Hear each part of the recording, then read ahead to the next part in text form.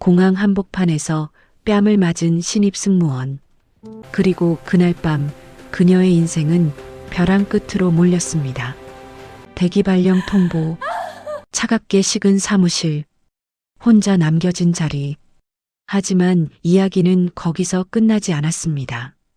비가 쏟아지던 밤 진실을 쫓던 정비사가 의문의 사고를 당하고 병원 응급실 앞에서 오만하던 전문은 무너져 내립니다. 오전 11시의 공항은 그 자체로 하나의 세계였다. 인천국제공항 제2터미널. 유리와 강철로 빚어진 거대한 구조물 안으로 겨울 햇살이 쏟아져 내렸다. 체크인 카운터 앞에는 캐리어를 끌고 줄을 선 사람들이 길게 늘어섰고 면세 구역에서는 달콤한 향수 냄새가 공기 중에 녹아들었다. 안내 방송이 한국어와 영어와 일본어로 번갈아 흘러나왔고 어딘가에서는 아이가 울고 어딘가에서는 연인이 작별 인사를 나누고 있었다. 저마다의 이야기를 가진 사람들이 각자의 목적지를 향해 부지런히 발걸음을 옮기는 곳. 공항이란 원래 그런 곳이었다. 누구에게나 공평하게 열려있는 출발의 장소. 그러나 스카이아트 항공 전용 프리미엄 라운지만큼은 달랐다. 일반 승객들의 소음이 두꺼운 방음벽 너머로 사라지는 이 공간은 조도를 낮춘 간접 조명과 은은한 클래식 음악 그리고 정갈하게 차려진 다과 테이블로 채워져 있었다.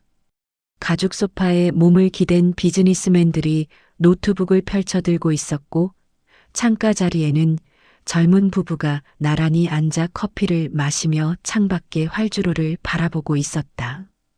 유아를 아는 젊은 엄마가 조용히 아이에게 그림책을 읽어주는 소리가 들렸다. 절제되고 차분한 그러나 그 나름대로의 따뜻함이 있는 공간이었다. 그 평화가 깨진 것은 오전 11시 17분이었다. 딱딱, 딱딱, 딱딱. 구두 굽소리가 먼저 들렸다. 빠르고 규칙적이며 어딘가 공격적인 리듬이었다. 그것은 단순한 발소리가 아니었다. 선언이었다. 내가 온다. 내가 지나간다. 비켜라. 스카이아트 항공의 오너 일가 전무이사 권설이. 나이는 46. 그러나 그 나이를 가늠하기 어려운 얼굴이었다. 수백만 원짜리 안티에이징 시술과 최고급 화장품이 빚어낸 피부는 30 중반처럼 보였고 몸에 맞춤 제작된 짙은 에크루 색상의 모피 코트는 그녀의 어깨를 더욱 넓고 당당하게 만들었다. 목에는 굵은 금 체인에 루비와 다이아몬드가 촘촘히 박힌 목걸이가 걸려 있었고 손목에는 스위스제 명품 시계가 반짝거렸다. 한 손에 든 핸드백은 국내에 10개도 채 들어오지 않는 한정판이었다. 그녀가 라운지에 들어서는 순간 공간의 공기가 달라졌다. 비유가 아니었다. 실제로 달라졌다.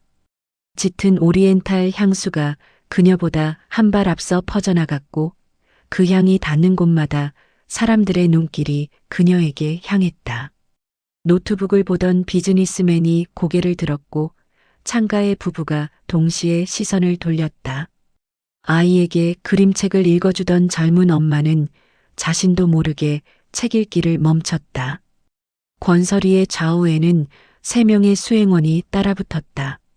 한 명은 서류 가방을 들고 있었고 한 명은 스마트폰을 손에 쥔 채 대기하고 있었으며 마지막 한 명은 대형 짐 카트를 밀고 있었다. 짐은 많았다. 고급 브랜드의 하드케이스 캐리어 2개, 대형 쇼핑백 여러 개, 그리고 특별 포장된 대형 물체 하나. 높이만 60cm가 넘는 그것은 두꺼운 포장재로 감싸여 있었지만 묵직한 존재감을 숨기지 못했다. 권 전무는 라운지를 가로질러 카운터로 걸어갔다. 줄 같은 것은 없었다. 다른 승객이 카운터 앞에 서 있었지만 그녀는 그것을 보지 못한 사람처럼 자연스럽게 옆으로 비집고 들어섰다. 카운터 직원이 당황한 표정으로 눈을 깜빡였다. 제 집 먼저 처리해요. 다른 건 나중에. 인사도 부탁도 아니었다. 명령이었다. 카운터 직원은 반사적으로 네, 전무님이라고 대답하면서도 먼저 와 있던 승객에게 미안하다는 눈빛을 보냈다. 그 승객은 뭔가를 말하려다가 권 전무의 눈길과 마주치자 조용히 옆으로 물러났다. 카트 위의 짐들이 카운터 앞으로 옮겨졌다. 캐리어들이 계량대에 올려지고 태그가 붙여지기 시작했다. 그때였다. 수행원이 특별 포장된 대형 물체를 카운터 위에 올려놓으려 하자 카운터 직원의 손이 멈췄다. 전무님, 이 물품은. 직원의 목소리가 가늘게 떨렸다. 이게 어떤 물품인지 확인이 필요합니다. 포장재 일부가 벗겨진 사이로 보이는 것은 유리와 금속으로 제작된 대형 장식품이었다. 정교한 세공이 돋보이는 아름다운 물건이었다. 그러나 그것을 본 직원의 얼굴은 창백해졌다. 인화성 물질. 내부에 특수 오일을 사용하는 장식용 조명 기구였다. 어떤 경우에도 누가 요청해도 기내 반입이 허용되지 않는 품목이었다. 이해나는 그날 탑승 전 점검 업무를 마치고 라운지 쪽으로 걸어가던 중이었다. 입사 8개월 차. 그녀는 스카이아트 항공의 신입 승무원이었다. 키는 크지 않았고 얼굴은 둥글고 눈이 컸다. 승무원 유니폼을 입으면 조금 더 어른스러워 보이기는 했지만 그래도 학생처럼 보인다는 말을 자주 들었다. 동기들 사이에서 그녀는 해나라는 이름보다 막내라는 호칭으로 더 자주 불렸다. 그러나 이해나는 일 앞에서는 달랐다. 규정을 정확히 알고 있었고 그것을 지켜야 한다고 진심으로 믿었다. 선배들이 요령껏 넘어가라고 가르쳐도 그녀는 그 말을 쉽게 따르지 못했다. 승객의 안전을 지키는 것이 승무원의 첫 번째 임무라고 배웠고 그 배움을 그녀는 진심으로 받아들였다. 라운지 입구 쪽에서 카운터 직원이 난처한 표정을 짓고 있는 것이 보였다. 이해나는 발걸음을 멈추었다. 카운터 위에 올려진 물건. 특수 오일 장식품. 그녀는 단번에 알아보았다. 기내 반입 금지 품목이었다. 그리고 그 물건의 주인이 누구인지도 보였다. 권설의 전무. 라운지 직원들이 전무라는 사람이 오면 어떻게 해야 하는지 쑥덕거리는 것을 해나는 몇 번 들은 적이 있었다. 오너 일가. 건드리면 안 되는 사람. 뭘 요구하든 일단 들어주고 나중에 수습하는 것이 낫다는 말들. 해나는 그 말을 들을 때마다 뭔가 이상하다고 생각했었다. 규정은 왜 있는 걸까? 지켜지지 않아도 되는 규정이라면 왜 만들어 놓은 걸까? 그녀는 카운터 쪽으로 걸어갔다. 전무님, 잠시만요. 목소리가 떨렸는지 아닌지는 스스로도 알 수 없었다. 그러나 멈추지는 않았다. 권설이가 고개를 돌렸다. 그 시선이 해나에게 닿는 순간 해나는 그것이 어떤 눈인지 직감적으로 느꼈다. 상대를 사람으로 보는 눈이 아니었다. 방해물을 확인하는 눈이었다. 해나는 허리를 공손히 숙였다. 전무님께서 가져오신 해당 장식품은 내부에 인화성 오일이 포함된 품목으로 국토교통부 항공안전규정 및 저희 항공사 내부 기준에 따라 기내 반입이 엄격히 금지되어 있습니다. 말을 이으면서도 목소리가 흔들리지 않도록 의식적으로 조절했다. 위탁 수화물로 처리하시거나 공항 내 보관 서비스를 이용하시는 두 가지 방법이 있습니다. 저희가 최대한 불편하지 않으시도록 도와드리겠습니다. 이는 전무님을 포함한 모든 승객분들의 안전을 위한 규정이오니 양해해 주시길 부탁드립니다. 정적이 흘렀다. 길지 않은 침묵이었다. 그러나 그 안에 많은 것이 담겨 있었다. 수행원들이 숨을 참았다. 카운터 직원이 몸을 굳혔다. 라운지 안의 사람들이 자신도 모르게 대화를 멈추고 이쪽을 바라보았다. 권설이는 천천히 해나를 아래 위로 훑어보았다. 그 시선에는 경멸이 담겨 있었다. 상대를 작게 만들기 위한 익숙하고 능숙한 경멸이었다. 신입이야? 낮고 건조한 목소리였다. 해나는 대답했다. 네, 전무님. 그러니까 몰라서 그러는 거구나. 권 전무는 손에 든 핸드백을 카운터 위에 툭 내려놓으며 말을 이었다. 내가 누군지 알고 있어? 이 항공사 누가 세웠는지 알아? 내 아버지가 맨손으로 일으켜서 내가 지금 이 자리까지 키워온 거야. 규정? 그 규정 만든 사람이 우리 집안이라고. 알겠어? 해나는 고개를 숙인 채 말했다. 잘 알고 있습니다, 전무님. 그러나 항공 안전 규정은 항공사 경영진의 권한으로 면제될 수 있는 성격의 규정이 아닙니다. 이 규정은 만에 하나의 사고를 막기 위해 존재하는 것입니다. 전무님뿐 아니라 오늘 이 비행기를 타시는 모든 분들의 생명과 직결된 문제입니다. 순간 권 전무의 눈빛이 달라졌다. 그 다음에 벌어진 일은 너무 빠르게 일어났다. 탁! 소리가 먼저였다. 날카롭고 선명하게 울린 그 소리는 라운지 전체를 관통했다. 아이에게 그림책을 읽어주던 엄마가 아이를 끌어안았다. 창가의 부부가 동시에 몸을 굳혔다. 커피잔 하나가 소서 위에서 딸그락거렸다. 권설이의 손바닥이 이해나의 뺨을 가격했다. 해나의 몸이 충격으로 옆으로 휘청거렸다. 카운터 모서리에 손을 짚어 간신히 중심을 잡았다. 뺨이 타오르듯 달아올랐다. 아렸다. 눈물샘이 반사적으로 반응하는 것이 느껴졌다. 눈앞이 잠시 흔들렸다.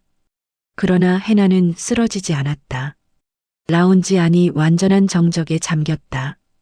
방금 전까지 들리던 클래식 음악도 멀리서 들려오던 공항의 소음도 모든 것이 그 순간만큼은 사라진 것 같았다. 어디서 감히. 권 전무의 목소리는 낮았다. 그런데 그 낮음이 오히려 더 섬뜩했다. 소리를 지를 때보다 훨씬 더 차갑고 더 단단한 것이 그 목소리 안에 담겨 있었다.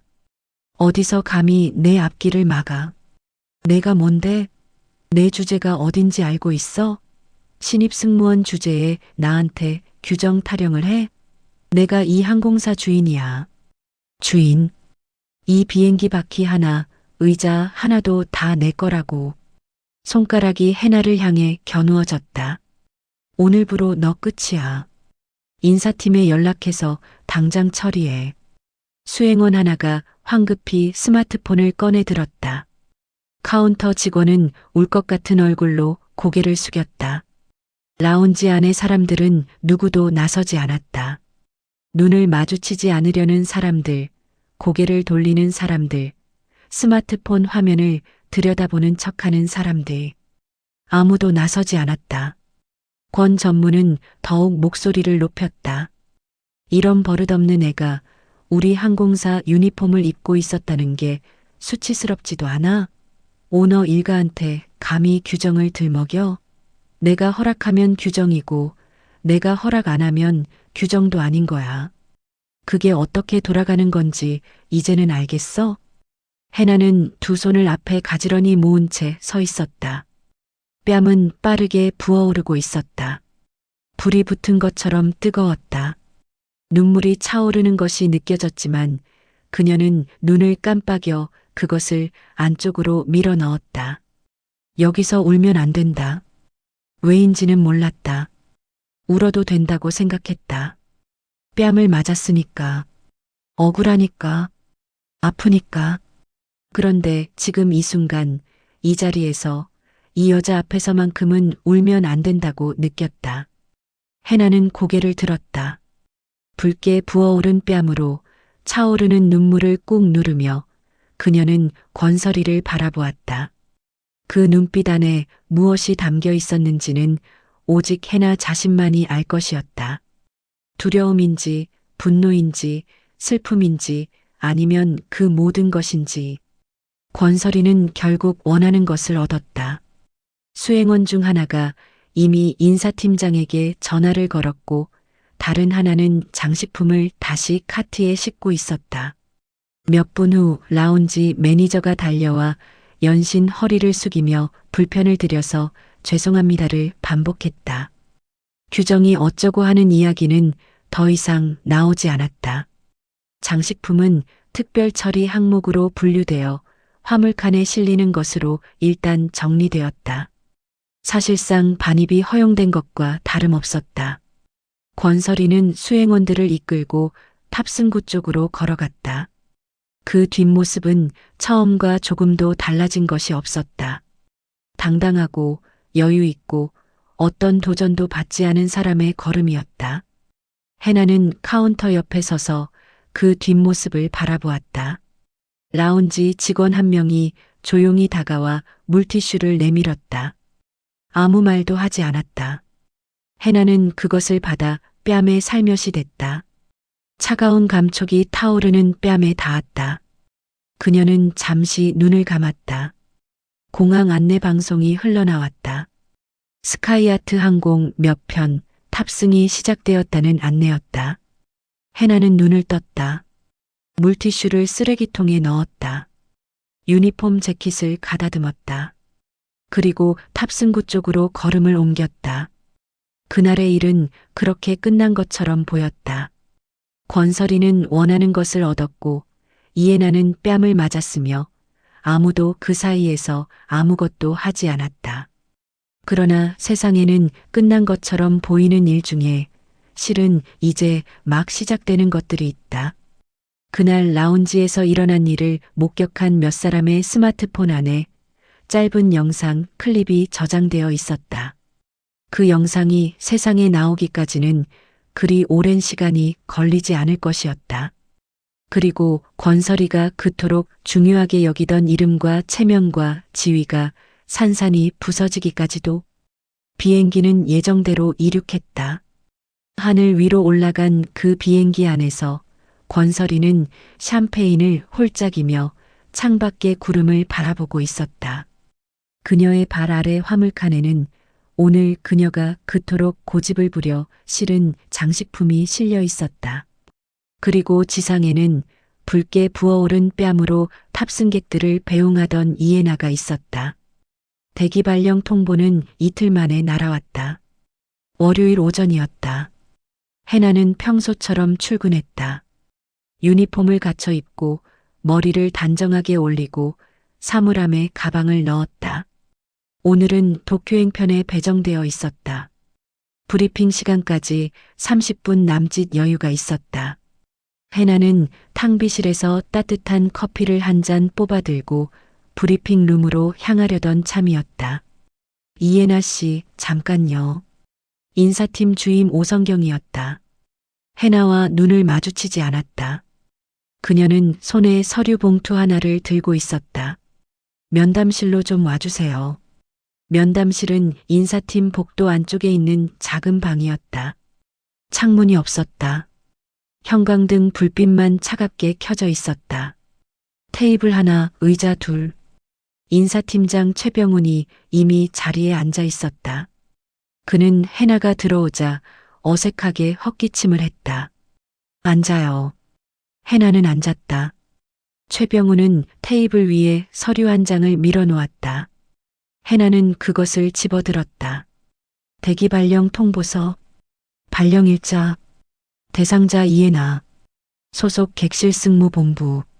사유란에는 단 한 줄이 적혀 있었다. 내부 검토 중. 해나는 서류를 천천히 읽었다. 다시 한번 읽었다. 그리고 고개를 들어 최병훈을 바라보았다. 사유가 내부 검토 중이라고만 적혀 있는데 구체적으로 어떤 사안을 검토하시는 건가요? 최병훈은 시선을 피했다. 그건 저도 자세히는 모릅니다. 위에서 내려온 지시라서요. 기간은요? 언제까지입니까? 그것도 아직 정해지지 않았습니다. 이해 신청은 가능합니까? 이번에는 오성경이 끼어들었다. 절차상으로는 가능합니다만 지금 상황에서는 좀 더 기다려보시는 게 좋을 것 같아요. 해나는 잠시 두 사람을 번갈아 바라보았다. 그들의 눈빛에서 무언가를 읽었다. 미안함이었다. 그러나 그것은 행동으로 이어지지 않을 종류의 미안함이었다. 해나는 서류를 테이블 위에 내려놓았다. 알겠습니다. 그것이 전부였다. 면담실을 나오자 복도가 펼쳐졌다. 평소와 똑같은 복도였다. 똑같은 카펫, 똑같은 조명, 똑같은 냄새. 그런데 그날따라 그 복도가 유난히 길게 느껴졌다. 해나는 천천히 걸었다. 커피가 아직 손에 들려 있었다. 미지근해져 있었다. 사물함 앞에 멈춰섰다. 문을 열었다. 반듯하게 걸려있는 유니폼. 다려진 재킷의 깃이 단정했다. 스카프가 접힌 채로 선반 위에 놓여 있었다. 해나는 그것을 한참 바라보다가 사물함 문을 닫았다. 오늘은 입을 수 없는 옷이 되었다. 권설의 전무의 다음 수는 사흘 만에 나타났다. 스카이아트 항공 공식 홈페이지 고객 서비스 게시판. 그곳에 해나를 겨냥한 민원글이 하나씩 올라오기 시작했다. 첫 번째 글은 수요일 오후에 등록되었다. 지난달 특정 편명 탑승 중 승무원 이에나의 태도가 불량했다는 내용이었다. 서비스를 요청했더니 노골적으로 귀찮은 표정을 지었다고 했다. 두 번째 글은 목요일 오전에 올라왔다. 해나가 승객에게 반말에 가까운 어투를 사용했다는 민원이었다. 역시 구체적인 날짜와 편명이 적혀 있었다.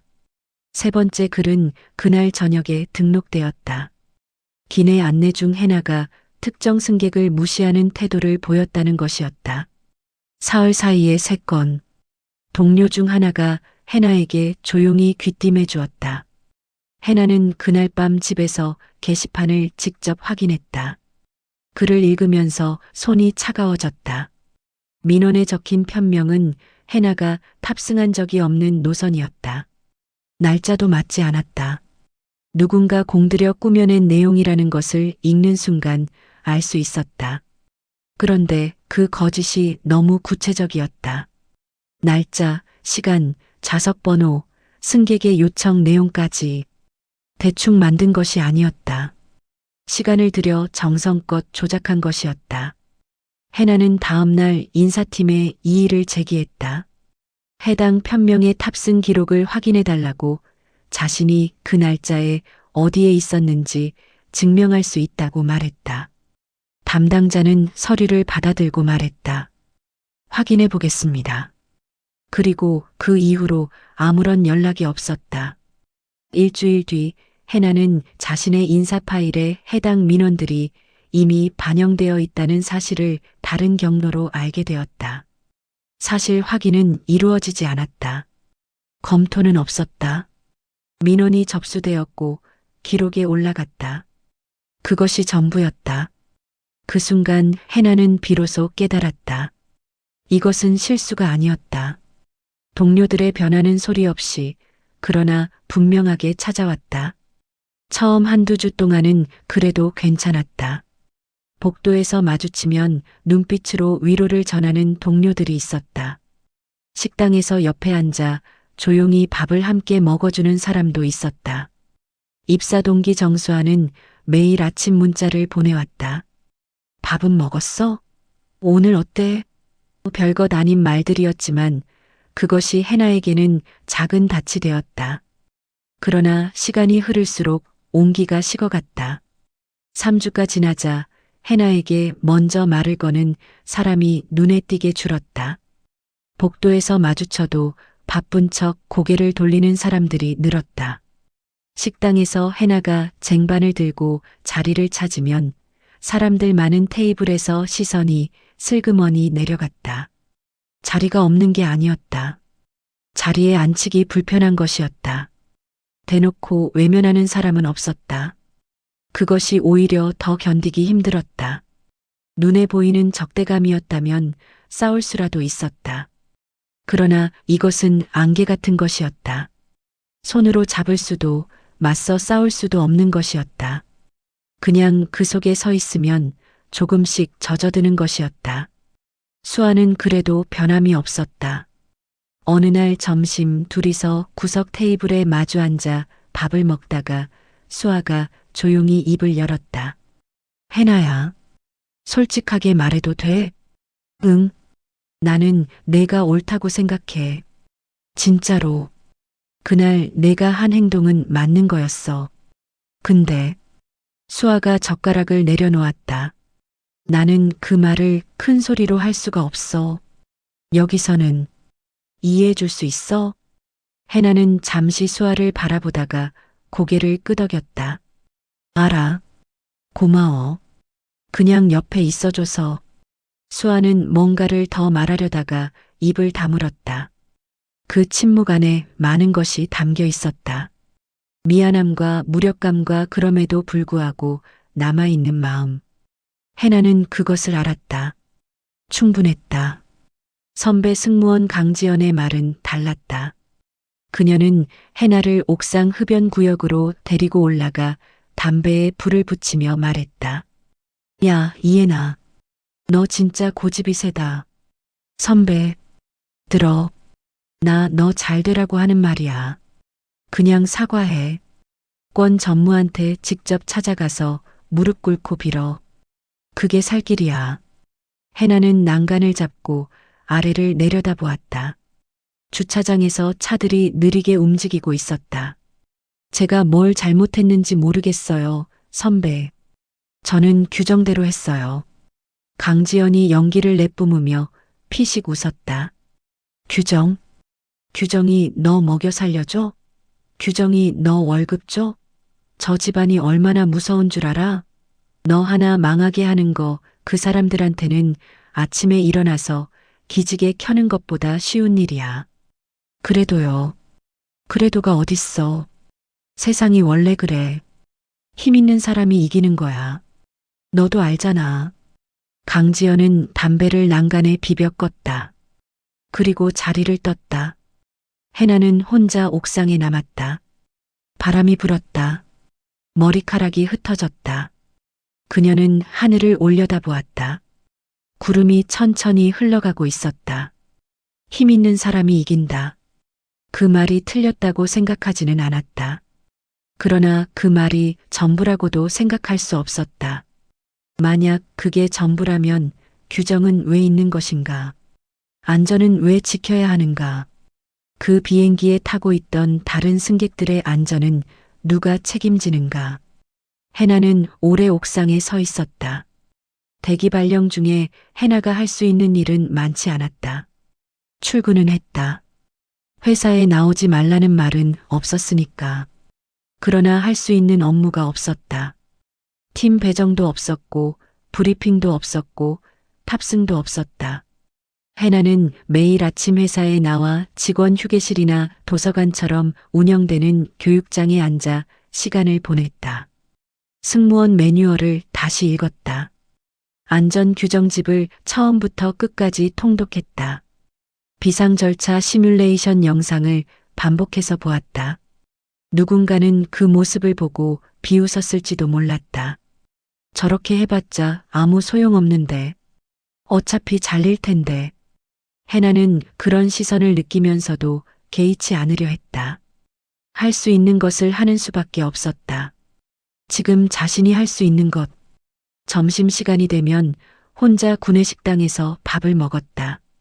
수아가 함께 있어줄 수 있는 날에는 둘이 먹었고 그렇지 않은 날에는 혼자였다. 혼자 먹는 것 자체는 괜찮았다. 그런데 가끔 시선이 느껴질 때 저 테이블 끝에서 누군가가 자신을 보며 무언가를 말하는 것 같을 때 그럴 때는 밥맛이 없었다. 그래도 먹었다. 먹어야 했다. 밤이 더 힘들었다. 낮에는 뭔가를 하고 있으면 생각이 조금 덜했다. 그런데 집에 돌아와 조용해지면 온갖 것들이 밀려왔다. 이러다 정말 잘리는 건 아닐까? 이 일이 두고두고 기록에 남아서 어디 가도 취직을 못하는 건 아닐까? 내가 정말 잘못한 것은 아닐까? 그냥 그때 비켜섰어야 했을까? 마지막 질문이 가장 오래 남았다. 해나는 그 질문 앞에서 매번 같은 자리로 돌아왔다. 아니었다. 비켜설 수 없었다. 그 장식품이 화물칸이 아닌 기내에 실렸을 때 발생할 수 있는 일을, 그 비행기 안에 타고 있을 수백 명의 사람들을, 해나는 그것을 생각하면 비켜설 수 없었다. 그날도, 지금 이 순간도. 그러면 다시 버틸 수 있었다. 밤이면 해나는 박도윤에게 전화를 걸었다. 도윤은 스카이아트 항공 정비팀 소속이었다. 해나보다 4살 위였고 과묵하고 꼼꼼한 사람이었다. 감정을 크게 드러내지 않았고 말을 아꼈다. 그러나 한번 입을 열면 핵심을 찌르는 사람이었다. 해나는 그런 도윤의 방식이 처음에는 낯설었다가 어느 순간부터 믿음직하다고 느꼈다. 두 사람이 사귄 것은 1년이 조금 넘었다. 도윤이 이상한 점을 눈치챈 것은 반년 전부터였다. 정비 기록을 검토하던 중에 발견한 불일치였다. 교체 이력이 기재되어 있는 부품이 실제로는 교체되지 않은 채로 항공기에 장착되어 있었다. 처음에는 단순 입력 오류라고 생각했다. 그런데 그 오류가 한 건이 아니었다. 2건이었다가 5건이 되었다가 10여 건으로 늘어났다. 그리고 그 오류들 사이에서 도윤은 패턴을 발견했다. 특정 납품 업체, 특정 부품 계열, 특정 시기. 그것이 우연일 수 없었다. 도윤은 퇴근 후에도 사무실에 남아 기록을 들여다보았다. 주말에는 경납고 주변을 돌며 실물을 직접 확인했다. 납품 업체 관련 서류를 요청해서 검토했다. 조금씩 천천히 그러나 확실하게 조각을 맞춰 나갔다. 해나는 그가 무엇을 하고 있는지 알고 있었다. 도윤이 처음 이 이야기를 꺼냈을 때 해나는 조용히 들었다. 그리고 말했다. 위험하지 않아? 모르겠어. 근데 알고 모른 척하기는 더 힘들어. 그 말을 듣고 해나는 더 이상 말리지 않았다. 도윤이 그 일을 해야 한다는 것을 알았다. 해나 자신이 그날 라운지에서 물러서지 않았던 것처럼. 전화를 걸면 도윤은 언제나 받았다. 늦은 밤이어도 해나가 뭔가를 말하지 않아도 그냥 전화기를 들고 있어도 괜찮았다. 어떤 날 밤에는 둘 다 아무 말 없이 5분 넘게 전화를 붙잡고 있었다. 그래도 됐다. 오늘 힘들었어? 어느 날 밤 도윤이 물었다. 응. 오늘 식당에서 혼자 밥 먹었어.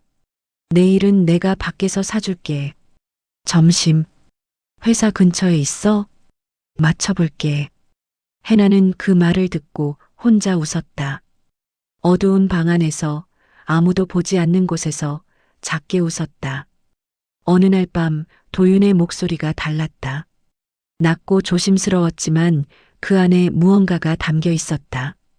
긴장인지 흥분인지 구별이 어려운 것. 해나야, 나 거의 다 됐어. 뭐가? 자료, 증거. 조금만 더 있으면 충분할 것 같아. 납품업체 쪽 내부 자료까지 확보하면 움직일 수 있어. 해나는 이불을 끌어안으며 말했다. 도윤아, 조심해. 제발 조심해. 응, 걱정 마. 아니, 진짜로. 저 사람들 무서워. 나한테 한 거 봐. 나는 그냥 규정 얘기 한 번 했을 뿐인데. 도윤이 잠시 침묵했다가 말했다. 알아. 그래서 더 빨리 끝내야 해. 해나는 더 말리지 않았다. 말릴 수 없었다. 그 마음을 알기 때문에. 알고 모른 척하기는 더 힘들다는 그 말을 해나는 누구보다 잘 이해했다. 잘 자. 해나도. 힘내. 전화가 끊겼다. 해나는 어두운 천장을 바라보았다. 빨리 끝났으면 좋겠다고 생각했다. 도윤의 조사도, 이 대기 발령도, 이 모든 것도 그 통화가 둘이 나눈 마지막 평범한 밤이 될 줄은 그때는 알지 못했다. 비가 내리기 시작한 것은 목요일 저녁부터였다. 해나는 집에서 매뉴얼을 읽다가 창밖으로 빗소리를 들었다. 도윤이 오늘 늦게까지 회사에 남아있다고 했다. 마지막 자료를 확보하는 중이라고. 해나는 문자를 보냈다. 밥은 먹었어? 답장이 오지 않았다. 바쁜가 보다 하고 생각했다. 11시가 넘어서도 답장이 없었다. 해나는 전화를 걸었다. 신호가 갔지만 받지 않았다. 다시 걸었다. 역시 마찬가지였다. 이상하다는 생각이 들었지만 아직 회사에 있는 것이겠지 하고 눌렀다. 자정이 막 넘었을 때 전화가 왔다. 모르는 번호였다. 해나는 전화기를 들었다. 이해나 씨 되십니까? 저는 한강성심병원 응급실입니다. 박도윤 씨 보호자로 등록되어 계셔서 연락드립니다. 세상이 멈추는 것 같았다. 해나는 외투를 걸치는 것도 잊은 채 집을 뛰쳐나갔다. 엘리베이터가 느렸다. 계단을 뛰었다. 빗속으로 나갔다. 비가 세차게 쏟아지고 있었다. 택시를 잡았다. 뒷좌석에 앉아 문을 닫자마자 병원 이름을 말했다. 택시가 출발했다. 해나는 두 손을 무릎 위에 모아쥐었다. 손이 떨렸다. 빗소리가 창을 두드렸다. 가로등 불빛이 젖은 창문 위로 번지며 흘러갔다. 제발. 소리 없이 입술이 움직였다. 제발, 제발. 나중에 해나가 알게 된 것은 이랬다. 도윤이 자료를 챙겨 회사를 나선 것은 밤 10시 무렵이었다. 비가 내리는 이면도로였다. 헤드라이트를 끈 차 한 대가 그를 향해 달려들었다. 도윤은 피할 틈이 없었다. 차는 도윤을 치고 도주했다. 그것이 사고인지 아닌지를 해나는 응급실 복도에 앉아 떨리는 손으로 도윤의 이름을 반복해서 부르면서 이미 알고 있었다. 비는 새벽이 되어도 그치지 않았다. 인천 한강성심병원 응급실. 자동문이 열릴 때마다 차가운 바람이 밀려들었다. 형광등이 쉬지 않고 켜져 있는 공간. 밤과 낮의 구분이 없는 곳. 누군가는 들것에 실려오고 누군가는 보호자 대기 구역에 앉아 손을 모아 쥐고 누군가는 복도 한가운데서 소리 없이 울고 있었다. 응급실이란 그런 곳이었다. 삶과 죽음이 가장 좁은 간격으로 붙어 있는 곳. 이해나는 수술실 앞 복도 끝 플라스틱 의자에 앉아 있었다. 젖은 머리카락이 목덜미에 들러붙어 있었다. 외투를 제대로 걸치지 못하고 나온 탓에 옷이 빗물에 젖어 있었다. 응급실에 도착한 후 간호사가 수건을 건네주었지만 해나는 그것을 무릎 위에 올려놓은 채 쓰지 않았다. 느끼지 못했다. 차갑다는 것도 젖어 있다는 것도. 손이 떨렸다. 무릎 위에 올려놓은 두 손이 제멋대로 떨렸다.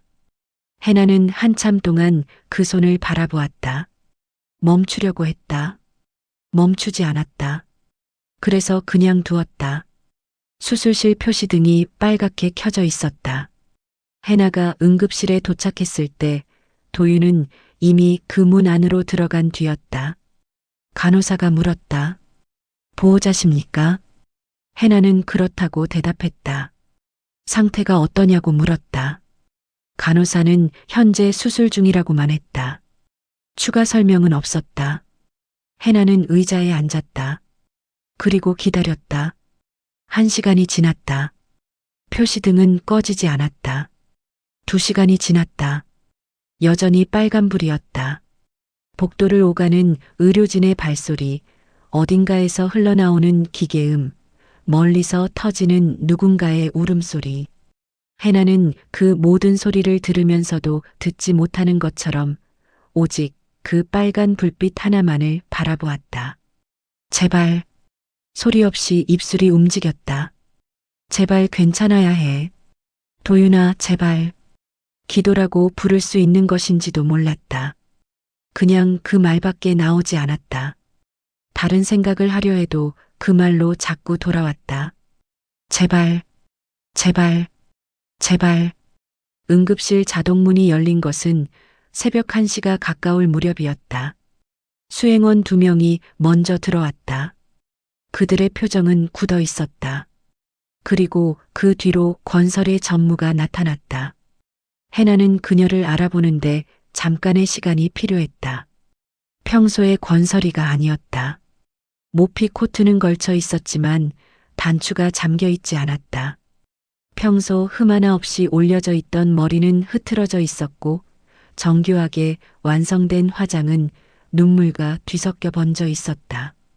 루즈가 입술 밖으로 번졌고 마스카라가 눈 아래를 어둡게 물들이고 있었다. 손에는 아무것도 들려있지 않았다. 그 손이 미세하게 떨리는 것이 멀리서도 보였다. 권설이는 공황 직전의 얼굴이었다. 해나는 복도 끝 의자에서 그 모습을 바라보았다. 움직이지 않았다. 권 전무는 아직 해나를 보지 못했다. 그녀는 카운터로 달려갔다. 박도윤 환자 보호자입니다. 지금 상태가 어떻게 됩니까? 지금 어디 있습니까? 그 목소리를 해나는 라운지에서 들었던 것과 비교했다. 그때의 목소리는 차갑고 날카로웠다. 통제되어 있었다. 지금 이 목소리는 달랐다. 날 것이었다. 가공되지 않은 공포가 그 안에 그대로 들어 있었다.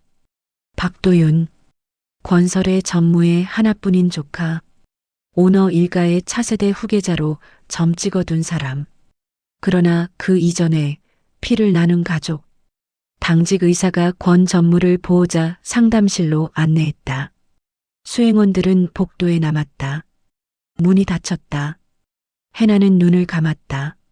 잠시 후 문 너머에서 낮은 소리가 새어나왔다. 울음이었다. 절제되어 있었지만 분명한 울음이었다. 권설의 전무가 울고 있었다. 해나는 그 소리를 들으며 아무것도 느끼지 않으려 했다. 그러나 느껴졌다.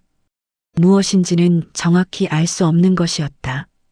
연민이라고 부르기에는 이르고 차갑다고 하기에도 맞지 않는 것.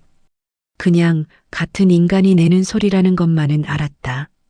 상담실 문이 열리고 권 전무가 나왔다. 얼굴이 종이장처럼 하얗게 질려 있었다. 의사가 그녀의 뒤를 따라 나오며 다시 한번 설명하는 것이 보였다. 해나는 그 거리가 멀어서 말소리를 정확히 듣지 못했다. 그러나 권 전무의 반응으로 내용을 짐작할 수 있었다. 권 전무는 수행원에게 돌아서며 낮고 떨리는 목소리로 말했다. 혈액을 구해야 해. 지금 당장. 도윤이 혈액형 알고 있지? 전국 혈액원에 다 연락해. 돈이 얼마가 들어도 좋으니까. 지금 당장. 수행원 2명이 동시에 스마트폰을 꺼내 들었다. 한 명은 대한적십자사 혈액원으로 전화를 걸었다. 다른 한 명은 서울 시내 주요 병원 혈액관리센터로 연락을 시작했다. 권 전무 본인도 스마트폰을 꺼내 의료계 인맥에 전화를 돌리기 시작했다. 해나는 복도 의자에서 그 모습을 바라보았다. 전화가 돌아갔다. 그러나 돌아오는 대답은 하나 같았다. 없습니다. 현재 재고가 없습니다. 확인해 보겠지만 어려울 것 같습니다. 죄송합니다. 도윤의 혈액형은 국내 보유자가 수백 명에 불과한 희귀 혈액형이었다. 평소에도 혈액원 재고가 넉넉하지 않은 혈액형이었다. 지금 이 시각, 이 도시 어디에도 충분한 재고가 없었다.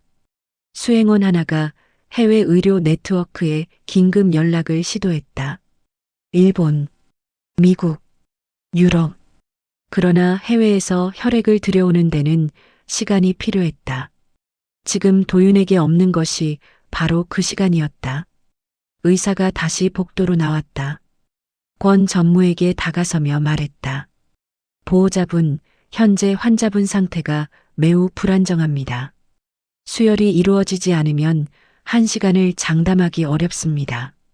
권 전무가 의사의 팔을 잡았다. 손이 하얗게 힘이 들어갔다. 방법이 없습니까?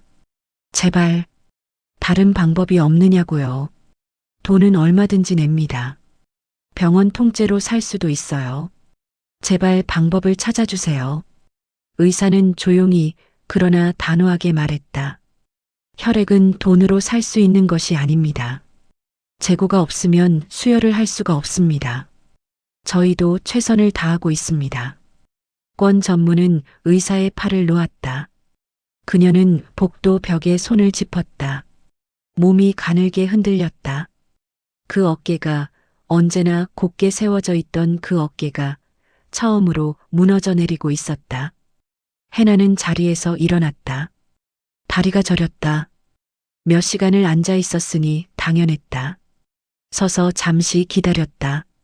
감각이 돌아왔다. 해나는 천천히 걷기 시작했다. 권 전무가 고개를 들었다. 복도 반대편에서 걸어오는 사람을 보았다. 처음에는 알아보지 못한 것 같았다. 그러다가 알아보는 순간 그녀의 눈에 여러 가지 감정이 동시에 스쳐 지나갔다. 당혹감, 복잡함, 그리고 무언가 감당하기 어려운 것. 해나는 그녀 앞에 멈춰섰다. 두 사람은 복도 한가운데서 마주 섰다. 해나는 권 전무를 바라보았다. 권 전무도 해나를 바라보았다. 며칠 전 그녀의 손바닥이 닿았던 뺨. 지금은 흔적이 남아있지 않았지만 두 사람 모두 그것을 알고 있었다. 그 사실이 이 복도 공기 안에 무겁게 떠 있었다. 해나가 먼저 입을 열었다. 제가 수혈하겠습니다. 권 전무의 눈이 흔들렸다. 저는 도윤 씨와 같은 혈액형입니다. 직접 검사해 보시면 확인하실 수 있습니다. 권 전무는 아무 말도 하지 못했다. 해나는 계속 말했다. 저는 오늘 도윤 씨 보호자로 여기 왔습니다. 처음부터요. 제가 할 수 있는 일이 이것이라면 하겠습니다. 옆에 서 있던 당직 의사가 해나와 권 전무를 번갈아 바라보았다. 수행원들이 전화를 멈추고 이쪽을 주시했다. 복도가 조용해졌다. 권 전무의 입술이 달싹거렸다. 말이 나오지 않았다. 그녀는 해나의 얼굴을 바라보았다. 그 눈 안에 무엇이 있었는지 해나는 읽으려 하지 않았다. 지금 그것은 중요하지 않았다. 의사가 해나에게 물었다. 정말 같은 혈액형이십니까? 네. 확인해 주십시오. 헌혈 경험이 있으십니까? 현재 건강 상태는요?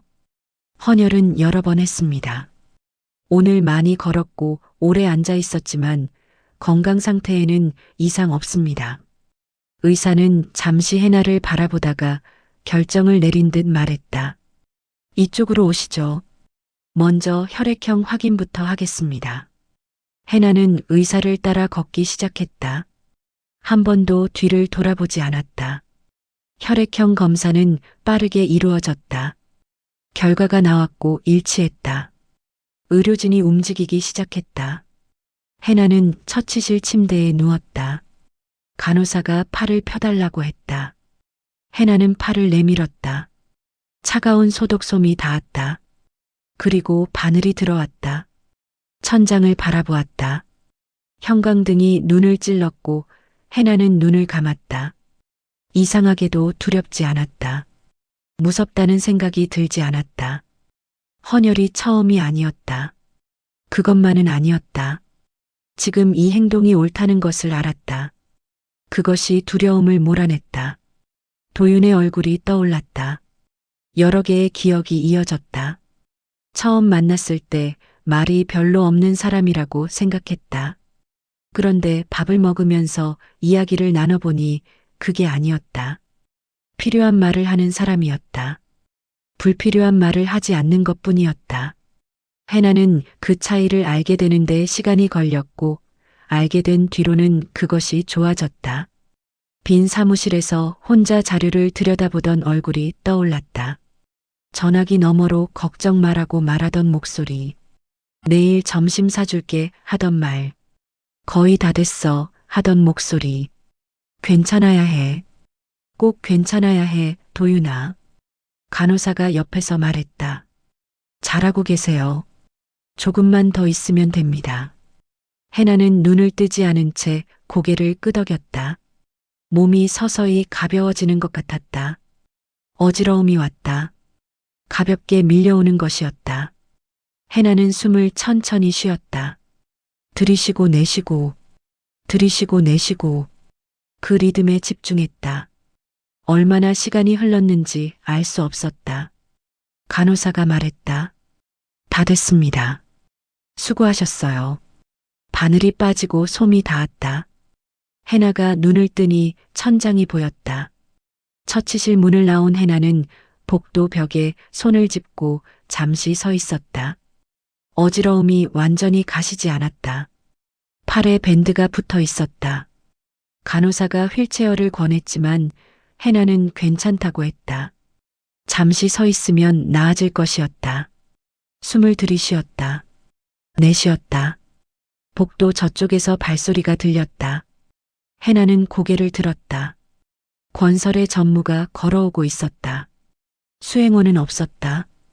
혼자였다.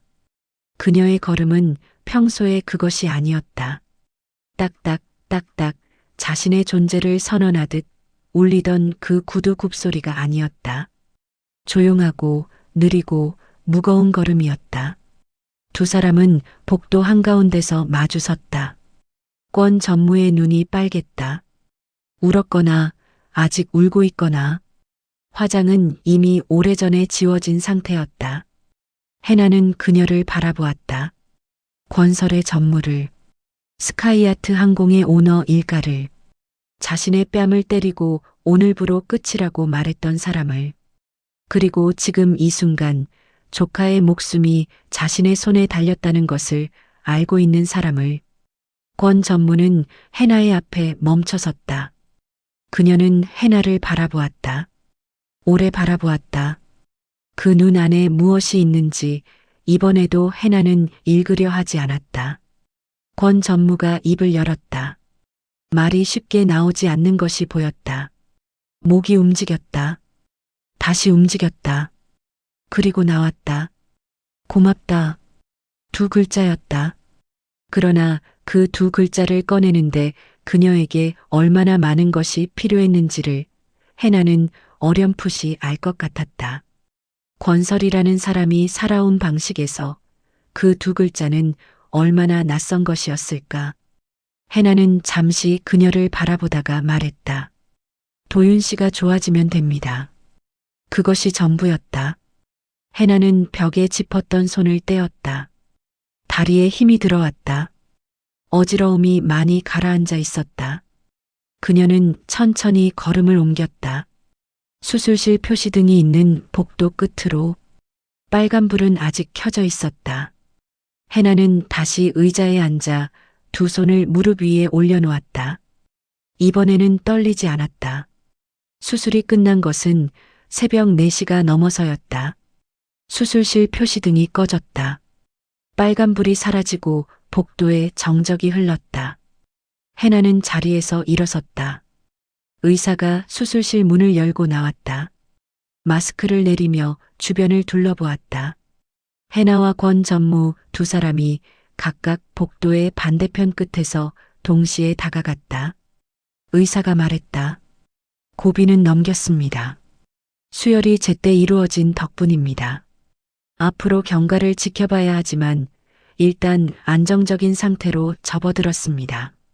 권 전무가 그 자리에서 주저앉을 것처럼 몸을 흔들었다. 수행원이 재빠르게 팔을 잡았다. 그녀는 손으로 입을 가렸다. 소리가 새어나오지 않도록 막는 것처럼 보였다. 해나는 의사에게 물었다. 면회는 언제 가능합니까? 중환자실로 이동 후 상태 안정되면 알려드리겠습니다. 오늘은 어렵습니다. 알겠습니다. 감사합니다. 해나는 고개를 숙였다. 그리고 돌아섰다. 복도 창문으로 밖이 보였다. 비가 그쳐 있었다. 언제 그쳤는지 몰랐다. 젖은 땅 위로 가로등 불빛이 반사되어 흔들렸다. 하늘 끝이 아주 조금 밝아오고 있었다. 새벽이었다. 해나는 창문 앞에 잠시 서 있었다. 뒤에서 발소리가 들렸다. 권 전무였다. 그녀는 해나의 옆에 와서 섰다. 두 사람은 나란히 창밖을 바라보았다. 아무도 먼저 말하지 않았다. 오랜 침묵 끝에 권 전무가 말했다. 왜 그랬어? 질문이라기보다는 혼잣말처럼 들렸다. 내가 한 짓을 알면서. 왜? 해나는 창밖을 바라보며 대답했다. 도윤 씨가 좋아하는 사람이니까요. 그것이 전부였고 더 설명하지 않았다. 더 설명할 필요가 없었다. 권 전무는 아무 말도 하지 않았다. 해나도 하지 않았다. 두 사람은 그렇게 새벽의 창문 앞에 서 있었다. 새벽 4시 12분. 수술실 표시등이 꺼졌다. 빨간불이 사라지는 순간 해나는 자신이 얼마나 오래 그 불빛을 바라보고 있었는지를 실감했다. 눈이 뻑뻑했다. 목이 굳어 있었다. 플라스틱 의자에 앉아 몇 시간을 보낸 몸이 온통 뻐근했다. 그러나 그 어떤 것도 지금 이 순간에 그 꺼진 만큼 강렬하게 느껴지지 않았다. 빨간불이 꺼졌다. 의사가 수술실 문을 열고 나왔다. 마스크를 내리며 주변을 둘러보았다. 해나와 권 전무 두 사람이 복도 양쪽에서 동시에 일어났다. 의사는 두 사람을 번갈아 보다가 말했다. 고비는 넘겼습니다. 수혈이 제때 이루어진 덕분입니다. 현재 활력 징후는 안정적입니다. 다만 외상이 심한 만큼 앞으로 며칠간 경과를 면밀히 지켜봐야 합니다. 오늘 면회는 어렵고 중환자실로 이동 후 상태를 보고 말씀드리겠습니다. 권 전무가 그 자리에서 무너질 것처럼 몸을 흔들었다. 수행원이 재빠르게 팔을 잡아받쳤다. 그녀는 손으로 입을 가렸다. 소리를 막으려는 것처럼 보였다. 어깨가 가늘게 떨렸다. 해나는 의사에게 고개를 숙였다. 감사합니다.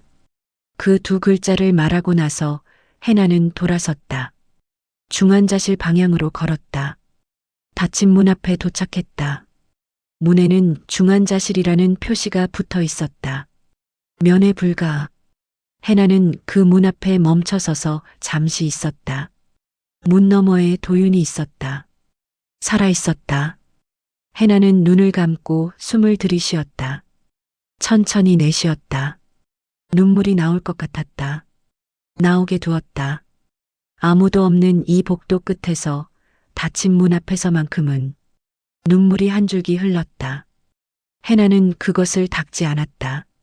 그냥 흐르게 두었다. 한참 후에 손등으로 닦았다. 그리고 돌아섰다.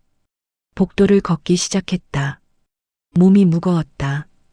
헌혈 후 어지러움이 완전히 가시지 않았고 밤새 긴장과 불안으로 소진된 몸이 한꺼번에 무게를 실어오는 것 같았다. 벽에 손을 짚으며 천천히 걸었다. 창문으로 새벽빛이 들어오고 있었다. 비가 그친 하늘의 끝이 조금씩 밝아오고 있었다. 아직 해가 뜨기 전에 가장 어둡고 가장 조용한 시간이었다. 그 복도 저쪽에서 권설의 전무가 걸어오고 있었다. 두 사람은 복도 한가운데서 마주쳤다. 권 전무는 혼자였다. 수행원들은 어디에 있는지 보이지 않았다. 모피 코트는 걸쳐 있었지만 단추가 풀려 있었고 한쪽 어깨가 흘러내려 있었다. 머리는 흐트러진 채였다. 화장은 이미 오래전에 지워졌다. 밤새 울었던 흔적이 눈가와 뺨에 남아 있었다. 목걸이가 코트 밖으로 삐져나와 있었는데 그녀는 그것을 느끼지 못하는 것 같았다. 해나는 그 얼굴을 바라보았다.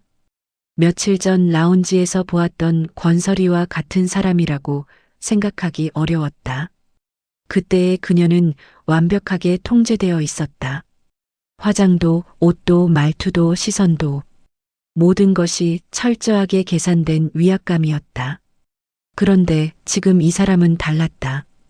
그 모든 것이 벗겨진 자리에 남은 것이 보였다. 하룻밤 사이에 너무 많은 것을 겪은 사람의 얼굴이었다. 권 전무는 해나 앞에 멈춰섰다. 두 사람은 서로를 바라보았다. 아무도 먼저 말하지 않았다.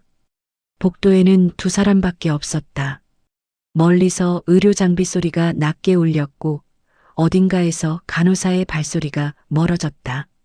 권 전무의 시선이 해나의 얼굴을 훑었다. 창백한 얼굴을, 벽에 손을 짚고 있는 것을, 팔에 붙어 있는 헌혈후 밴드를. 그녀는 그것들을 하나씩 보았다. 그리고 시선을 내리깔았다. 목이 움직였다. 한 번, 두 번, 고맙다. 낮고 짧은 말이었다. 두 글자였다. 그러나 그 두 글자를 꺼내기 위해 그녀에게 얼마나 많은 것이 필요했는지를 해나는 어렴풋이 알 것 같았다. 권설이라는 사람이 살아온 방식에서 평생 자신이 위에 있었고 아래를 향해 말해온 방식에서 고맙다는 말은 얼마나 낯설고 어려운 것이었을까? 해나는 그녀를 바라보다가 고개를 한번 끄덕였다. 그것이 전부였다. 더 말하지 않았다. 더 말할 것이 없었다. 지금 이 순간 두 사람 사이에서 말로 해결될 수 있는 것은 아무것도 없었다. 라운지에서 있었던 일도 그 이후에 있었던 일들도 오늘 밤 이 병원에서 있었던 일도 그 모든 것이 두 사람 사이에 쌓여 있었다. 지금 당장 정리될 수 있는 것들이 아니었다. 두 사람이 각자의 방향으로 걸음을 옮기려던 순간이었다. 복도 저쪽에서 발소리가 들렸다. 묵직하고 느린 발소리였다. 서두르지 않는 걸음이었다. 빠르지 않았다. 그러나 그 걸음이 복도를 따라 가까워질수록 주변의 공기가 달라지는 것이 느껴졌다. 말로 설명하기 어려운 변화였다. 공간이 그 걸음을 중심으로 재편되는 것 같은 느낌이었다. 해나는 고개를 들었다. 노신사였다. 70에 가까운 나이로 보였지만 등이 곧게 펴져 있었다. 흰 머리카락을 단정하게 빗어 넘겼고 짙은 감색 코트를 입고 있었다. 손에는 지팡이 하나를 들고 있었는데 그것에 의지하는 것이 아니라 그냥 들고 있는 것처럼 보였다. 그 뒤로 두 명의 수행원이 조용히 따르고 있었다. 해나는 그 노신사를 알지 못했다. 그러나 주변의 반응이 말해주었다. 복도를 지나던 병원 직원이 자연스럽게 옆으로 비켜섰다. 권 전무의 수행원들이 어느새 나타나 일제히 허리를 깊이 숙였다. 그리고 권설의 전무 본인이 방금 전까지 무너진 얼굴로 서 있던 그녀가 그 노신사를 알아보는 순간 표정이 굳으며 반사적으로 허리를 숙였다. 해나는 그 장면을 보았다. 권설의 전무가 저렇게 반응하는 사람이 있다는 것을 해나는 몰랐다. 그 오만하고 통제되어 있던 사람이 뺨을 때리고 끝이라고 소리치던 사람이 저렇게 허리를 숙이는 모습을 해나는 처음 보았다. 노신사는 권 전무에게 눈길을 주지 않았다. 그 앞을 지나쳐 해나 쪽으로 걸어왔다. 그리고 해나 앞에 멈춰섰다. 가까이서 보니 그의 눈이 보였다. 해나는 그 눈을 보는 순간 이상한 느낌이 들었다. 낯선데 낯설지 않은 느낌. 어딘가에서 본 것 같은, 그러나 어디서 보았는지 알 수 없는 느낌. 눈꼬리가 살짝 내려오는 모양이 자신의 눈과 닮아 있었다. 눈동자의 깊이가, 무언가를 바라볼 때의 방식이. 노신사는 해나의 얼굴을 천천히 바라보았다. 오래 바라보았다. 창백한 뺨을, 팔의 밴드를, 벽에 짚고 있는 손을, 그리고 다시 얼굴을. 그 눈에 무언가가 고이는 것이 보였다. 해나는 그것이 무엇인지 그 순간에는 알 수 없었다. 노신사가 몸을 돌렸다. 권 전무를 향했다. 그 눈빛이 달라졌다. 아까와는 전혀 다른 것이었다. 차가웠다. 차갑다는 표현이 부족할 만큼 단단하고 냉정한 눈빛이었다. 어떤 감정도 들어있지 않은 것처럼 보이는 눈빛이었다. 그러나 해나는 느꼈다. 그 안에 감정이 없는 것이 아니었다. 감정이 너무 많아서 통제되고 있는 눈빛이었다. 내 딸의 뺨을 때린 사람이 자네인가? 복도가 얼어붙었다. 내 딸. 그 두 글자가 복도 공기 안에서 울렸다. 권 전무의 얼굴이 사색이 되었다. 그녀의 입술이 달싹거렸다. 아무 소리도 나오지 않았다. 수행원들이 굳어 있었다. 복도를 지나던 간호사가 멈추었다가 조용히 자리를 피했다. 해나는 그 말을 들으며 멈추었다. 내 딸, 이강석? 그 이름이 해나의 머릿속에서 이 순간과 겹쳐졌다. 항공업계의 대부, 퍼스트 클래스 재단의 이사장, 스카이아트 항공의 최대 주주이자 사실상의 설립 기반을 만든 사람. 항공산업에서 그 이름을 모르는 사람이 없었다. 그리고 이해나의 아버지. 해나가 이 병원에서 처음 그를 알아보지 못한 것은 그가 낯설어서가 아니었다.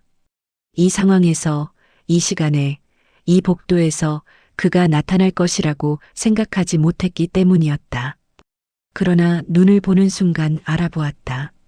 눈꼬리의 모양이, 바라보는 방식이 아버지의 눈이었다.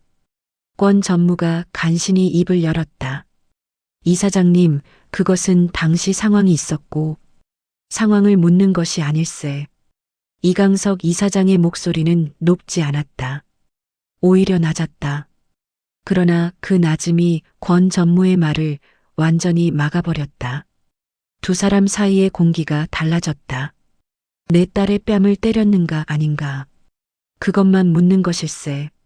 권 전무는 대답하지 못했다. 이강석 이사장은 그녀를 더 이상 바라보지 않았다. 해나 쪽으로 몸을 돌렸다. 그 눈에 아까 고였던 것이 다시 보였다.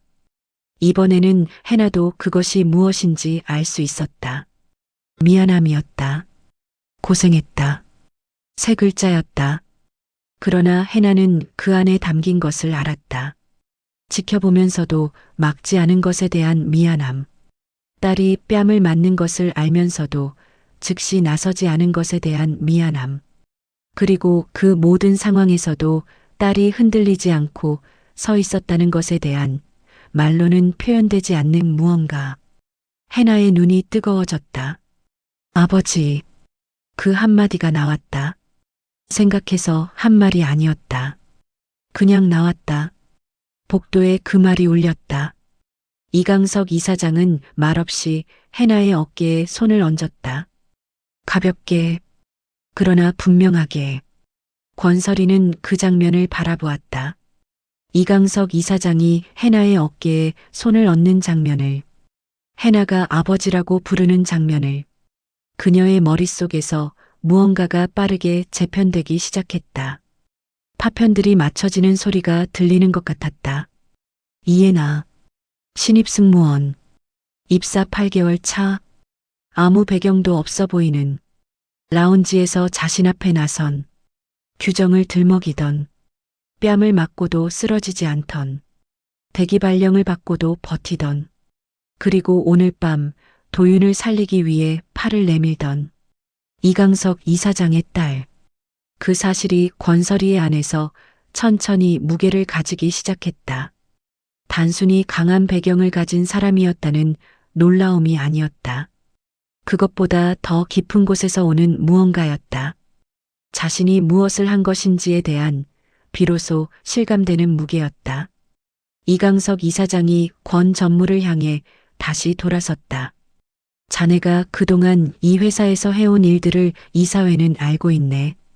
부품 납품 비리, 인사 전횡, 그리고 오늘 이 병원에 누가 왜 실려왔는지도. 권 전무의 몸이 굳었다. 이사장님, 할 말은 이사회에서 하게. 거기서 충분히 들을 것이네. 그것이 전부였다. 이강석 이사장은 더 이상 권 전무에게 말을 걸지 않았다.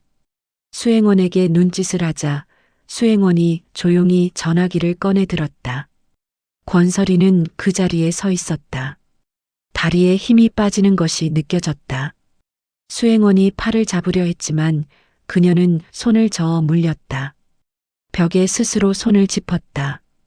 이강석 이사장의 딸. 그 사실이 지금 와서 달라지는 것은 없었다. 이미 한 일은 한 일이었다. 그러나 권설이는 그 순간 처음으로 자신이 뺨을 때린 것이 단순히 신입승무원 한 명에 대한 일이 아니었다는 것을 넘어서 어떤 사람에게 그 일을 했는가를 생각했다.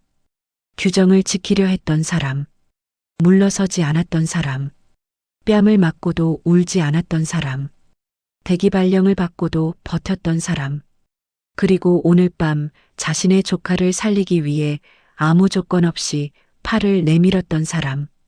그 사람이 이강석 이사장의 딸이라는 사실보다 그 사람이 그런 사람이라는 사실이 권설이의 안에서 더 오래 남았다. 이강석 이사장은 해나를 데리고 병원 로비의 조용한 구석으로 갔다. 두 사람은 소파에 나란히 앉았다. 수행원들은 멀찍이 물러서 있었다. 아버지와 딸이 단둘이 있는 공간이 만들어졌다. 이강석 이사장은 해나를 바라보았다. 오래 바라보았다. 해나도 아버지를 바라보았다. 언제 알았어요? 제가 여기 있다는 거. 해나가 먼저 물었다. 처음부터? 입사할 때부터요? 그래. 해나는 잠시 말이 없었다. 그러면서 왜 막지 않으셨어요? 이강석 이사장은 창밖을 바라보았다. 밝아오는 새벽 하늘이 보였다. 내가 원하는 것이 있으면 내 방식으로 하는 것이 맞다고 생각했다. 막는 것은 쉬웠지. 그런데 막는 것이 옳은 일인지 몰랐어. 뺨을 맞은 것도 알고 있었어요? 알았다. 그때도 나서지 않으셨잖아요. 이강석 이사장이 해나를 바라보았다. 그 눈에 다시 미안함이 고였다. 그랬다. 그것은 내가 잘못한 것이다. 짧고 분명한 말이었다. 변명이 없었다. 해나는 그 말을 들으며 눈을 내리깔았다. 화났어? 아버지가 물었다. 해나는 잠시 생각했다. 화가 났는지. 뺨을 맞던 순간, 대기발령을 받던 날들, 혼자 구내식당에서 밥을 먹던 시간들, 그 모든 시간 동안 아버지가 알고 있었다는 것. 모르겠어요. 지금은 솔직한 대답이었다. 이강석 이사장은 고개를 끄덕였다. 당연하다. 두 사람은 잠시 말없이 앉아 있었다. 창밖으로 하늘이 점점 밝아오고 있었다. 새벽이 끝나고 아침이 오고 있었다. 해나가 말했다. 도윤 씨는 괜찮아질 거예요. 그래. 그 사람이 모은 증거들도 있을 거예요. 어딘가에. 이강석 이사장이 해나를 바라보았다. 그 눈에 무언가가 지나갔다. 알고 있다. 아버지가 처리하실 거죠. 이미 시작됐다. 해나는 고개를 끄덕였다. 그리고 소파에 등을 기댔다. 눈이 무거웠다. 밤새 잠을 자지 못했다. 몸이 소파에 녹아드는 것 같았다. 조금 자도 돼요? 자라. 해나는 눈을 감았다. 아버지의 코트 자락이 그녀의 어깨 위로 덮이는 것이 느껴졌다. 해나는 그것을 느끼며 눈을 감은 채 있었다. 병원 로비는 조용했다. 권설이는 병원 복도 끝 창가에 혼자 서 있었다. 수행원들은 멀리 있었고 그녀는 혼자였다. 창밖으로 밝아오는 하늘을 바라보았다. 어젯밤 내리던 비는 완전히 그쳐 있었다. 젖은 땅 위로 아침빛이 반사되어 반짝거렸다. 권설이는 자신의 손을 내려다보았다. 며칠 전 해나의 뺨을 때렸던 손. 오늘 밤 수행원들에게 혈액을 구해오라고 지시했던 손. 의사의 팔을 잡고 제발이라고 했던 손. 이강석 이사장의 딸. 그 사실은 이미 중요하지 않았다. 아니, 처음부터 중요한 것이 아니었는지도 몰랐다. 그 사람이 누구의 딸이든 그 사람이 한 일은 같은 것이었다. 규정을 지키려 했고 물러서지 않았고 뺨을 맞았고 그래도 버텼고 오늘 밤 자신의 조카를 살렸다. 권설이는 창유리에 이마를 가볍게 댔다. 차가웠다. 살면서 무릎을 꿇어본 적이 없었다. 누구에게도, 아버지 앞에서도, 이강석 이사장 앞에서도 형식적으로는 고개를 숙였지만 마음속으로는 한 번도 진짜로 꿇은 적이 없었다. 자신이 옳다고 생각했기 때문이 아니었다. 꿇지 않아도 되는 위치에 있었기 때문이었다. 그런데 지금 이 순간 처음으로 무언가가 무너지는 것이 느껴졌다. 그것이 두려움인지 수치심인지 아니면 그 이상의 무언가인지는 알 수 없었다. 다만 한 가지만은 분명했다. 이 밤이 지나고 나면 자신의 삶에서 무언가가 돌이킬 수 없이 달라질 것이라는 것. 복도 저쪽에서 이강석 이사장의 수행원이 걸어오는 것이 보였다. 권 전무에게 다가와 조용히 말했다. 이사장님께서 내일 오전 이사회 소집을 지시하셨습니다. 참석 요청드립니다. 권설이는 창밖을 바라본 채 말했다. 알겠습니다. 수행원이 물러갔고 권설이는 다시 혼자였다. 아침이 오고 있었다.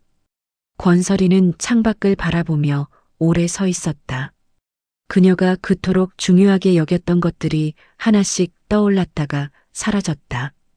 체면, 지위, 오너 일가라는 이름, 이 항공사의 주인이라는 사실, 그 모든 것이 오늘 밤 이 병원 복도에서 이미 달라지기 시작했다는 것을 권설이는 알고 있었다. 이사회 소집 통보는 사건 다음 날 아침 각 이사진에게 전달되었다. 긴급 소집이었다. 이강석 이사장 명의로 발송된 공문에는 안건이 단 하나였다. 스카이아트 항공 경영 정상화에 관한 건. 짧고 간결한 제목이었지만 그것을 받아든 이사진은 무엇을 의미하는지 알았다. 이사장이 직접 긴급 소집을 요청한 것은 회사 역사상 손에 꼽을 일이었다.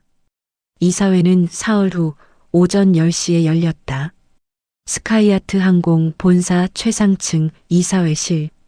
인천 하늘이 통유리 너머로 펼쳐진 그 방은 평소에도 무게감이 있는 공간이었다. 그날은 더했다. 이사진 전원이 자리를 채웠다. 아무도 먼저 말을 꺼내지 않았다. 커피가 놓여 있었지만 손을 대는 사람이 없었다. 테이블 위에는 두꺼운 자료 묶음이 각자의 자리 앞에 놓여 있었다. 이강석 이사장이 자리에 앉았다. 그 자리가 채워지는 순간 방의 분위기가 달라졌다. 그가 말을 시작하기 전부터 오늘 이 방에서 무언가가 결정될 것이라는 것을 모두가 알고 있었다. 시작하겠습니다. 자료는 방대했다. 첫 번째 묶음은 부품 납품 비리에 관한 것이었다. 수년에 걸쳐 축적된 기록이었다.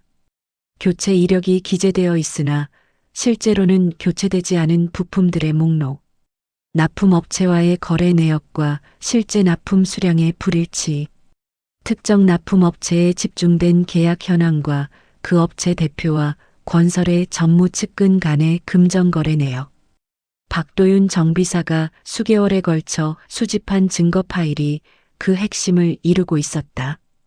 두 번째 묶음은 인사 전횡에 관한 것이었다. 이해나에 대한 대기 발령 조치의 경위, 탑승 기록 대조를 통해 허위임이 입증된 민원 접수 내역, 민원 작성자의 신원과 권 전무 측근과의 연관성, 과거 수년간 권 전무에 의해 부당하게 인사불이익을 받은 직원들의 사례 목록. 그것은 이해나 한 사람만의 일이 아니었다. 그녀는 그 긴 목록에 가장 최근에 추가된 이름이었을 뿐이었다. 세 번째 묶음은 박도윤 사건에 관한 것이었다. 사고 당일 현장 인근 CCTV 분석 자료, 차량 번호 추적 경위, 차량 소유자와 권 전무 측근 간의 연결고리, 도윤이 비리 증거를 거의 확보했다는 사실이 외부로 유출된 경위에 대한 추적 자료. 이것은 단순한 교통사고가 아니었음을 명백하게 보여주는 자료들이었다. 이강석 이사장이 자료를 한 장씩 넘기는 동안 이사회실은 침묵이었다. 이사진들은 자료를 읽었다. 몇몇은 표정이 굳어졌다. 몇몇은 시선을 내리깔았다. 이미 알고 있었던 사람도 있었을 것이었다. 모르고 있었던 사람도 있었을 것이었다. 알면서 모른 척했던 사람도 있었을 것이었다. 테이블 끝자리에 권설이는 고개를 들지 않았다. 그녀는 자료가 넘겨지는 동안 아무 말도 하지 않았다. 이의를 제기하지 않았다. 반박하지 않았다. 손이 무릎 위에 놓여 있었다. 그 손이 미세하게 떨렸지만 그것을 보는 사람은 없었다. 이강석 이사장이 마지막 장을 덮었다. 이상입니다. 이사회의 판단을 묻겠습니다. 표결은 만장일치였다. 시간이 오래 걸리지 않았다. 권설의 전무는 그날 오전 경영권을 박탈당했다. 이사회 결의가 내려진 것은 오전 11시였다. 그리고 오후가 되기 전에 경찰이 움직였다. 박도윤 사건의 배후 수사가 공식적으로 개시되었다.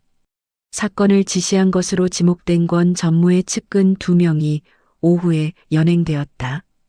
그들의 진술이 나오는 데는 오래 걸리지 않았다. 권설의 전무에 대한 출석 요구서가 발부된 것은 그날 저녁이었다.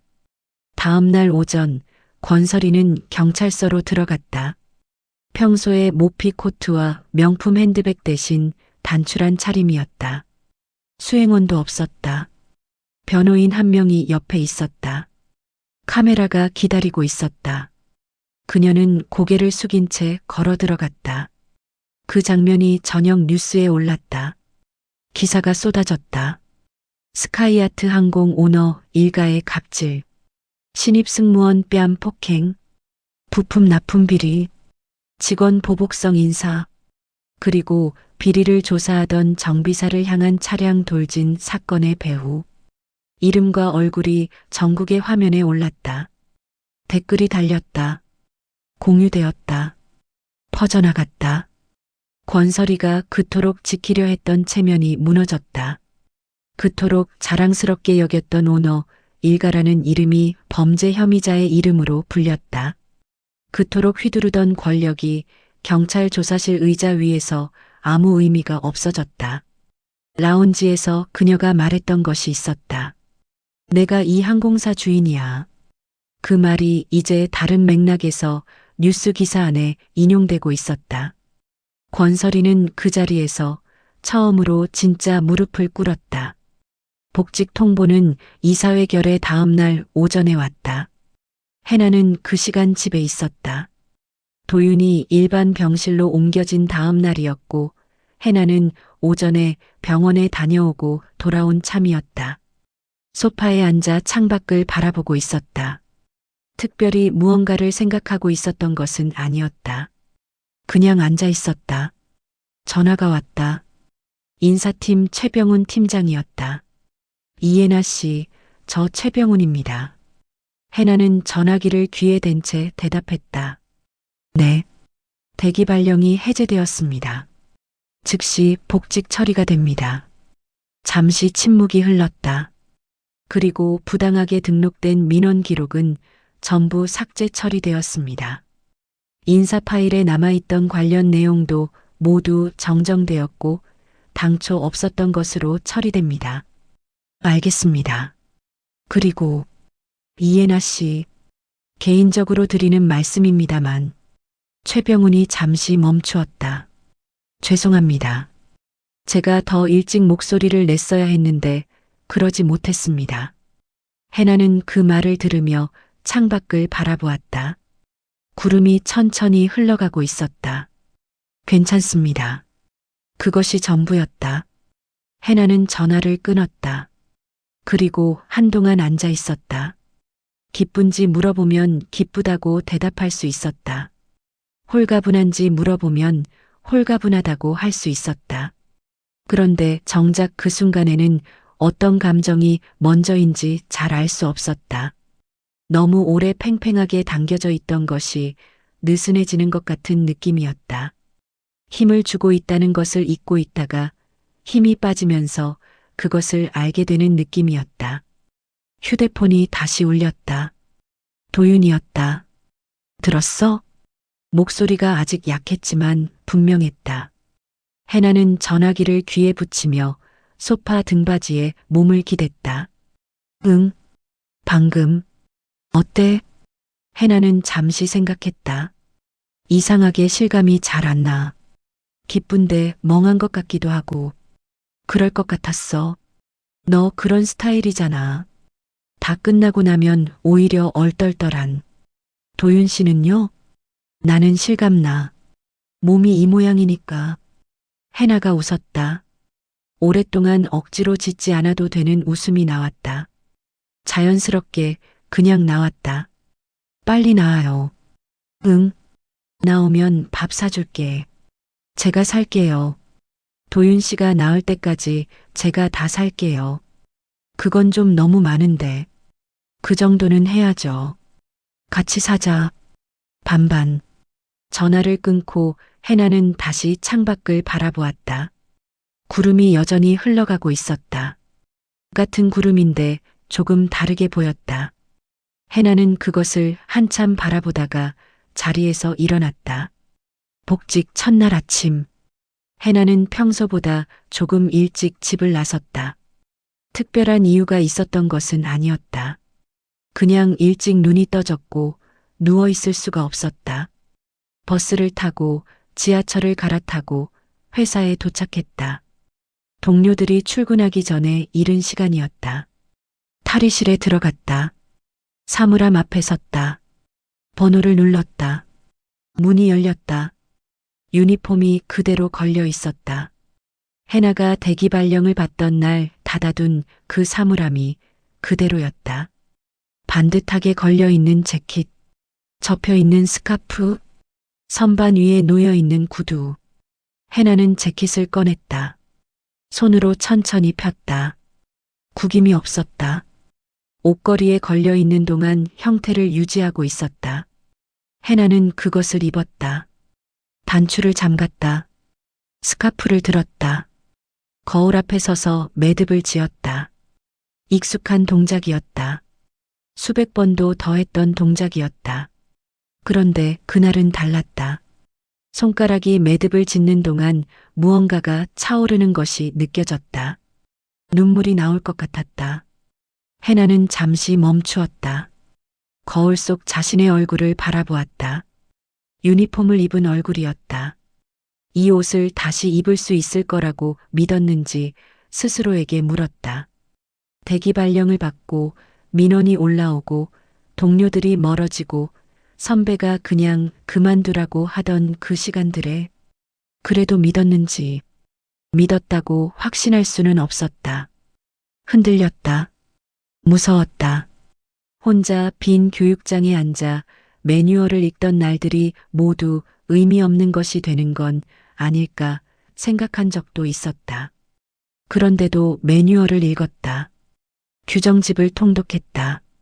출근을 했다. 버텼다. 해나는 매듭을 마저 지었다. 스카프가 제자리를 잡았다. 탈의실 문이 열렸다. 정수아였다. 수아는 해나를 보자마자 멈추었다가 달려와 안았다. 해나야. 수아의 목소리가 떨렸다. 해나는 수아의 등을 토닥였다. 오래 토닥였다. 고마워. 정말로. 수아가 눈을 훔치며 물러섰다. 야, 울지 말자. 오늘 첫날인데. 눈 부었다고 하면 어떡해. 두 사람은 웃었다. 브리핑 룸으로 들어갔다. 동료들이 해나를 보았다. 어색한 눈빛도 있었다. 반가운 눈빛도 있었다. 미안한 눈빛도 있었다. 말을 먼저 거는 사람도 있었고 눈인사로 대신하는 사람도 있었다. 해나는 그 모든 것을 받으며 자리에 앉았다. 오늘은 이것으로 충분했다. 모든 것이 한꺼번에 제자리를 찾을 수는 없었다. 시간이 걸릴 것이었다. 그래도 괜찮았다. 브리핑이 시작되었다. 비행기는 오후 2시에 이륙 예정이었다. 해나는 탑승 전 점검을 마치고 게이트 앞에 섰다. 승객들이 탑승을 시작했다. 해나는 통로 입구에서 탑승권을 확인하며 인사를 건넸다. 어서 오세요. 안녕하세요. 즐거운 비행 되세요. 저마다의 짐을 들고 저마다의 표정으로 들어오는 사람들이었다. 출장 가는 사람, 여행 가는 사람, 누군가를 만나러 가는 사람, 누군가와 헤어지고 돌아가는 사람. 해나는 그들을 바라보았다. 한 명 한 명을. 기내 점검을 마쳤다. 비상 장비를 확인했다. 구명조끼가 제자리에 있는지, 산소 마스크가 이상 없는지, 비상구 표시가 잘 보이는지 하나씩 확인했다. 평소와 같은 점검이었다. 그러나 그날은 그 하나하나가 다르게 느껴졌다. 이것이 자신이 지키려 했던 것이었다. 그날 라운지에서 인화성 물질이 담긴 장식품 앞에서, 권설의 전무 앞에서 자신이 앞을 막아섰던 이유가 이것이었다. 이 사람들의 안전, 이 비행기 안에 타고 있는 수백 명의 사람들, 그들이 목적지에 안전하게 도착하는 것. 그것은 규정이기 전에 해나가 이 일을 선택한 이유였다. 이륙 전 안전 안내가 시작되었다. 해나는 자신의 구역에 섰다. 안전벨트 시범을 보이고 비상구 위치를 안내하고 구명조끼 사용법을 설명했다. 수백 번도 더한 동작들이었다. 그런데 그날은 그 동작 하나하나가 선명하게 느껴졌다. 이것을 하기 위해 버텼다는 것이, 그 시간들이 이 순간으로 이어졌다는 것이. 기내 방송이 울렸다. 승객 여러분, 안녕하십니까? 저희 스카이아트 항공을 이용해 주셔서 감사합니다. 저희 항공사는 여러분의 안전을 최우선으로 합니다. 해나의 목소리였다.